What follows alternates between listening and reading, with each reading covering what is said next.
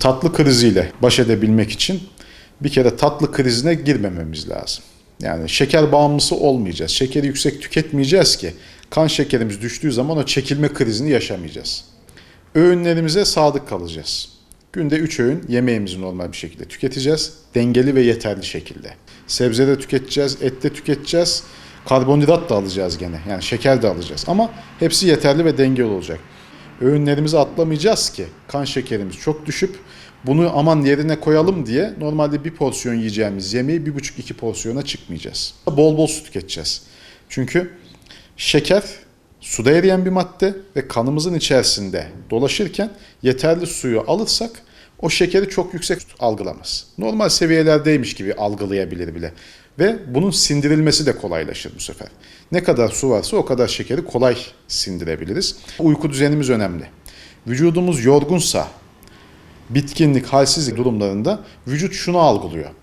Benim aşırı enerjiye ihtiyacım var. Enerjiyi de en kolay nereden alırım? Şekerden alırım. O yüzden tatlı krizine, şeker krizine girebiliyoruz. Aldığımız besinlerde, mevsiminde meyve ve sebzeleri tüketeceğiz ki yapay katkılı maddelerle bunları almayacağız ki yediğimiz bir meyvenin içerisinde bunu sindirebileceğimiz dünya kadar yardımcı madde de var.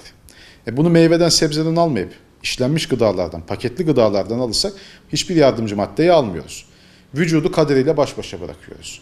Kan şekeri ya çok yükseliyor, sonra da bir anda vücut onu düşürmeye çalışıyor derken bu dalgalanma başlıyor ve dengesizlik ve ek hastalıklar başlıyor. Meyveyle, sebzeyle, etle vesaire biz güzel beslendiğimiz zaman kan şekerimiz daha sakin bir şekilde oynuyor. Vücut bununla baş edebiliyor o zaman. Onun dışında egzersiz önemli. Egzersiz yaptığınız zaman vücudunuzda fazla şekeriniz varsa, fazla yağınız varsa vücut bunları yakmaya yöneliyor. Ama sürekli oturursanız bunlar depolanıyor. Yağ oluyor. Yağ da insülin direnci oluşturuyor. Kan şekeri hiç düşmemeye başlıyor artık. Çünkü vücut insülini artık kullanamıyor.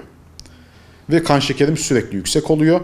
Onun dışında da işte diyabet başlıyor. Yani şeker hastalığı başlıyor. Başka hastalıklar başlıyor. Vücut diyor ki bana stres oluşturan bir şey var. Daha çok şeker alayım o zaman.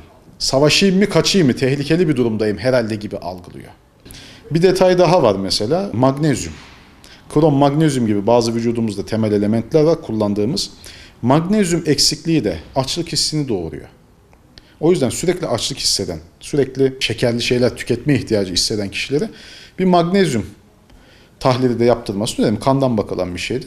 O yüzden açlık yaratabiliyor. Magnezyum eksikliği de bu şey yapar. Tatlı krizinde dediğim gibi önlemek için aslında 7-8 tane temel yapacağımız şey var.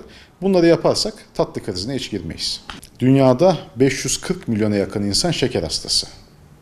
Türkiye'de de bu oran 9 milyon civarında. Yani 82 milyon nüfus kabul edersek kabaca her 9 kişiden birisi şeker hastası. O yüzden Dünya Sağlık Örgütü de olsun, Sağlık Bakanlığı da olsun diyabetle mücadele kampanyaları geliştirdi. Dünyada da Türkiye'de de maalesef katkılı maddelerle içinde yüksek şeker ihtiva eden gıdalara o kadar çok hücum etti ki insanlar. Çünkü bunlar lezzet verici maddeler de katıldı içerisine. Son belki 30 senedir diyabette, şeker hastalığında, şeker tüketiminde ciddi artış oldu. İnsanoğlu uyandı ve diyor ki bunlar zararlı, bunları kullanımını azaltmamız lazım.